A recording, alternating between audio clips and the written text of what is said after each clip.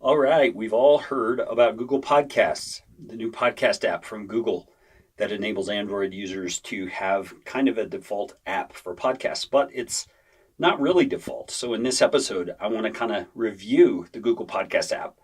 And I'm doing this both in audio and video. The video is going to actually show you the process of finding the Google Podcast app, but I'm going to try to describe it for those of you who are listening in audio only so that you can kind of visualize what's going on as well. Now, I am demonstrating this on my Android tablet, not on a smartphone, but the process will work just the same on a smartphone. Now, the way that you've got to get started is to go to Google itself. And here on my tablet, I've got Google open, and I'm going to go to the search box, and I'm doing all this one-handed because I'm holding the camera.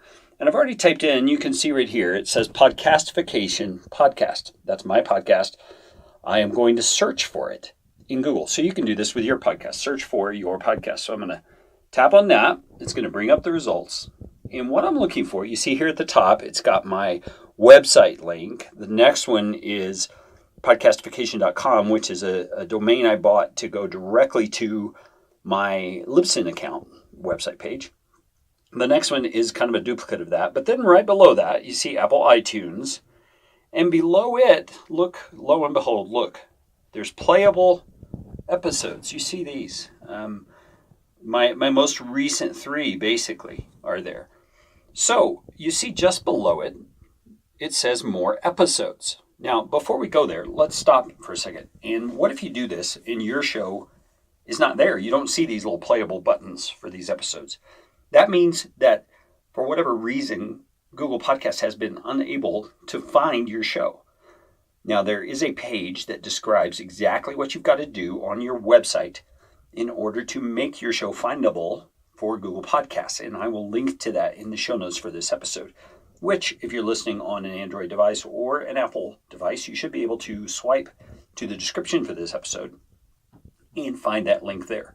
So what we're going to do now is, now that we have found the playable links for some of the episodes, so we're going to go to this More Episodes option and tap on it. And it's not taking my tap, but there it goes. And what you're going to see is this is the actual Google Podcasts app that has come up. Now, obviously, because I'm on a tablet, it looks a little bigger than it normally would. But you can see it says here that I'm subscribed. That's because I've already come to the Google Podcasts app before. And you see right there at the top, you see the logo, in the top left corner, it says see your subscriptions here. You probably won't see that if this is the first time you are finding your show on the Google Podcasts app. And so what you're going to do is just tap on that icon right there, that logo. Okay, and what it's going to do is pull up the podcast app itself inside. And here you can see what I've subscribed to. And here at the top, it says, get the Google Podcast app in the Play Store for quick access. Okay, I'm going to say get the app because what I did previously was I subscribed to this on my Android phone, not on this tablet. And so the actual podcast app is not on this tablet. And I'm glad for that because now I can demonstrate it to you. So I'm going to say get the app.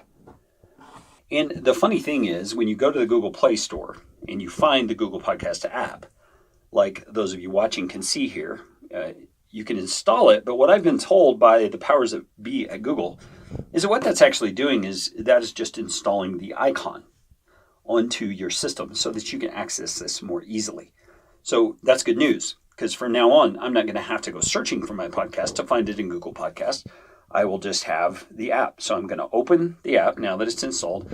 And look, it goes right back to the page I was on. It's not any different than what I saw before. And here I'm subscribed to 3 podcasts. These are all 3 my podcasts because I was just kind of experimenting and playing around. I knew I could find them. I knew I could probably get those in here pretty easily. So I did. And so first you see it's got a section here called For You. And it's showing new episodes of podcasts that I've already subscribed to. So there are the brand new episodes of those 3, the last 3 that have published on those. You see the dates on the one and episode 111 on the other one. That is one tab. You see another tab here is in progress. So if I tap on that, it's going to show episodes that I have begun listening to on this podcast app. And remember, It's the Google Podcast app that is reflecting here, not other apps I might be listening on. And it shows that to be in progress. Now, if you look right here, you can see the actual progress bar shows this episode has already begun playing. It's just not completed. And so there's a little bit, trying to get it in focus there. There we go. There's a little bit of gap there showing I've begun to play, and all of the dark circle shows how much is left to play. So there's an episode that's already in process being played. And then there's a downloads tab. So I can tap on that, and it will show any audio that I have actually downloaded to this device. And you see here, I haven't downloaded any. So then let's go down below that.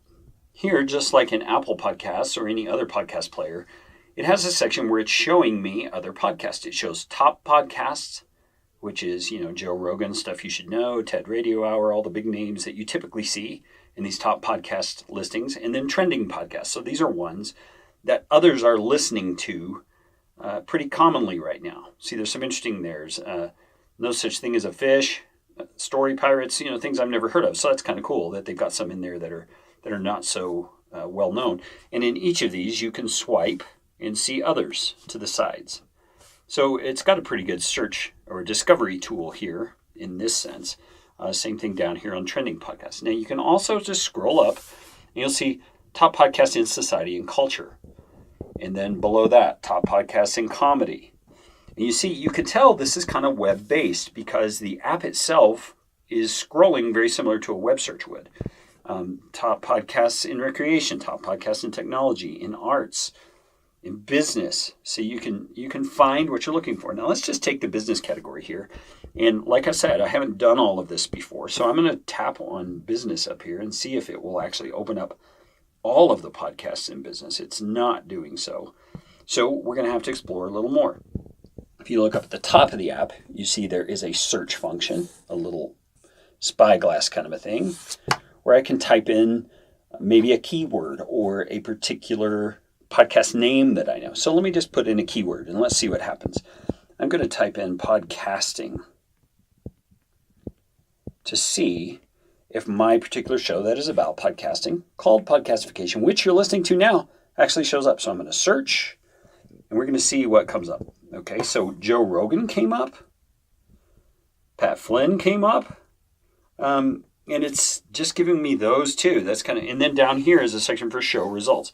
So as I scroll through this, I'm realizing that either my show is not optimized for the word podcasting, which is ridiculous because it is, or it's pulling from something else. Now you see, here's the Audacity to Podcast, which is about podcasting. It's Daniel J. Lewis's show. There's Ask the Podcast Coach from Dave Jackson. So there's something about the way, and over here is the Podcast Engineering Show with Chris Curran. So they have theirs optimized in some way that I don't, that they are showing up in this result and my show is not. So that gives me a little bit of homework to do here. All right, so let's get away from something as niched as that and get rid of podcasting here. All right, I'm going to back up on that. I'm going to type in something like social media. Oh, Spanish. I don't want Spanish. So social media. And I'm going to make it a little more specific and say marketing. We'll see what happens.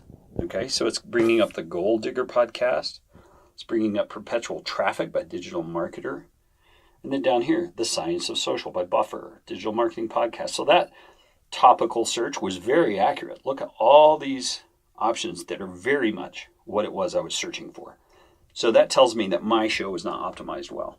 And my guess is both the show title, the author tag, perhaps the description, all need to be a little more clear and intentional about using the keywords that I'm wanting to optimize for, which is things like podcasting, podcaster, podcast coach, podcast consultant, those kinds of things. Now, we've kind of searched through everything that is obvious.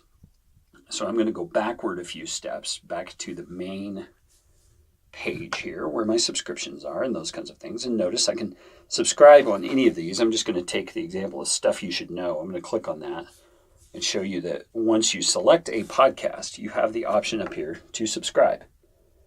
And so then when you open this up in your podcast app by using the icon that's now on the desktop, because of our install, that will be one of the shows that is shown up here in my subscriptions if I were to subscribe to that. Now, there's one other thing that's not quite as obvious, and that's the menu, which is up here in the top right, the three little dots that we're beginning to see on apps as the menu. And you can see I can edit my podcast, I can change the settings, and I can send feedback about the app, which I think is very helpful. So let's see what it does when you edit your podcasts. Okay, so it shows my 3 podcasts, no other options on the page. So here, you notice it's got a little dot in the top left of each one. I'm just going to tap on one of those. And it has enabled me to select it, and I can delete. Okay, that's the only option I have on the whole screen is to delete. So when it means edit, it means remove the podcast or don't remove the podcast. Okay, so I'm just going to go back a screen, go back to that menu, and we're going to try the next option, which is settings. Okay, let's check out the settings. What kind of settings are there in here?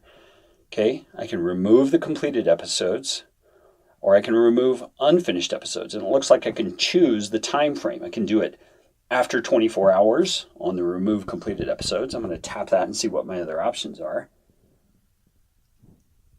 So I can choose after 24 hours, after 7 days, or never. So it's kind of limited in the options. Some podcast apps, you can set the actual limit. So I'm going to say okay on that and just leave it as it is. Then up here, remove unfinished episodes. I'm going to tap on that. After 30 days, after 90 days, and never. Again, kind of limited in what you're allowed to do, but at least there's something there. Okay, so now I'm going to go up here to the menu again and check that last option, send app feedback. See, because I'm already in settings, so that's the only option I have. So I'm going to get out of settings real quick and go back to see the send app feedback. Okay, so what's it doing? It's bringing up a feedback page, a feedback form. I can include a screenshot and a log of what's been happening so that I can describe my feedback, and then it's going to include a log from the app so the developers can look at it and see what happened technically. It's also going to show a screenshot to show physically or visually rather what actually was happening on my screen at the time that the problem occurred. And then it's like an email program. You can just send it up there. Okay. And I can also choose the email. See right over on the right, there's a selector. I can choose the email that I want to send that from. It defaulted to my Gmail because remember, Android is Google. And so that's how it happened there. So let's go into an actual show. Let's choose Podcastification and we'll look at the options. You see, I'm subscribed. It has my description, has available episodes, and you see here's a little drop down that I can choose. And I'm curious what it's going to do because it looks like it's already expanded to me. Yeah, see, so it expanded to show more of my description. Then I have the available episodes. Let's see what the options are there. Obviously, there's a play button to the right of each one. What if I tap on one? What's it going to do? Okay, so when I tap on it, it's going to show me the title, give me a big play button. Also gives me a download button and another menu right next to the download. Let's see what it has in it. Okay, the only option is to mark things as played. Okay, so I could do that. Then it's got my show notes. It's got a description. It's got a video, and links are live in this. Now, my timestamps are not live like happens on some podcast apps. I'm wondering if that's because I have bullet points or little asterisks before them. I wonder if the asterisks were gone. Would those timestamps be active? That's a very interesting thing to consider. Then down here, it's got my address, just like I put in. But, and then, I can scroll up to see more. I include subscription options in my podcastification thing and see these in my show notes. The on Android, Apple Podcasts, Google Podcasts, those are all links in my show notes, but they're not links here. That's very interesting that for some reason the Google Podcast thing stripped out the links. And then I can go up to Derek's info, and it's not letting me scroll anymore. It looks like, just that my keyboard was in the way. Derek's info, so it's showing his website. See, here Tech Waffles was a link in the resources I provided, but it's not showing the link here. So for some reason, it looks like it only shows links that have the .com or .us or HTTP on them. So they're what you would call actual links, not the kind of links where you highlight a word and embed the link behind the word. So all of that is good to know. See here, CleanFeed and Zencastr are also things that I linked by highlighting the word and putting the link behind the word just to make it look more clean and more nice. But if you're considering how it's going to look in the Google Podcasts app, you obviously need to make sure that you're putting the actual link, not putting it behind a word like that. This is just really interesting to see all this. I also noticed that the formatting is off just a little bit here where it says Derek's info, that the divider line should not have been right next to that. So my formatting is off just a little bit in the app. I'm going to play an episode. We're going to see what that does. So in my ongoing quest to find the best way to record distance conversations, I'm speaking today with Derek Pando from Zoom.us. Okay, and so you see down here at the bottom, when I start playing an episode, it shows up. And it's kind of scrolling the title, the full title, has a play button to the side and a pause button to the side. So that's really nice. And I'm curious about the menu. Is it going to change any when I'm in the episode thing here? Nope, just says settings and feedback. So that is generally it. Now, all of this shows me that there are some functions missing from this. And the Google team has admitted this is not a complete app. This is the first version, so they're adding things. But some of the things that would be helpful, play at speed. So in other words, being able to change the speed at which it plays back. Skip forward and skip backward buttons. Let me tap on the actual episode down here and see. Okay, so when I tap on the episode at the bottom, it does show the actual progress bar and a skip forward 10 and skip backward 30. And look here. I was just talking about play at speed. I can change the rate at which it plays. So I can change it from 1 to 1.8, 2.8. I can go all the way up to 3 times speed if I want to. Now that's pretty cool. I can also tap a trim silence button here to cause it to abbreviate areas where there is silence. And it looks like that is applicable to this episode for sure. I'm wondering about other episodes. So if I got out of this episode, I'm going to choose 109 here and see if those settings stay default for that episode as well. Yeah, see, everything stayed the same. The 1.6 speed is still there and the trim silence is there. So it looks like once you set those settings, it applies to all of your episodes. I'm curious here, if I tap this little menu next to the title, it opens the description. That's what it does. See up here with the play button and all that kind of stuff. So some of the things I was feeling were not available actually are available. And so Google Podcasts, is this an app that is worthwhile? Well, I think so. I think it's probably at a point where the Google team is figuring out some of the details about how to make it a truly native app, meaning where the actual icon is available on your Android device when you purchase it. See, I'm going back to my home screen here to see where the Google Podcasts icon has shown up. Looks like it did not show up on my screen. I'm probably going to have to go into apps and find it. Yeah, see, there it is. So I would have to go to my apps and move it to my screen, just like that. And so now it's available. I could use it on this device just by tapping the icon. Tap, and it opens it. Okay, so you can see it's not truly native in the sense that it's obvious that it's there. You have to do a little work to get it on your device in a way that's obvious and functional. But I think as more people see videos like this or listen to episodes like this, and as more people just become aware of podcasting, the Google Podcast app is going to be one of the options that people turn to just because it's already on their device. They just have to figure out how to use it. Now, my hope, and I spoke with one of the guys who's behind this development from Google when I was at Podcast Movement. I asked him, why not just make the icon native on the home screen, like the Apple Podcast icon? And he said, Part of the struggle there is that Android is kind of an open source thing where many people can work on it. And they're not only dealing with just their own proprietary equipment in terms of hardware, they're dealing with a lot of different manufacturers like Samsung and Android and Motorola, IKEA. They're dealing with different manufacturers. And those manufacturers may or may not agree easily to having that icon as part of their default operating system.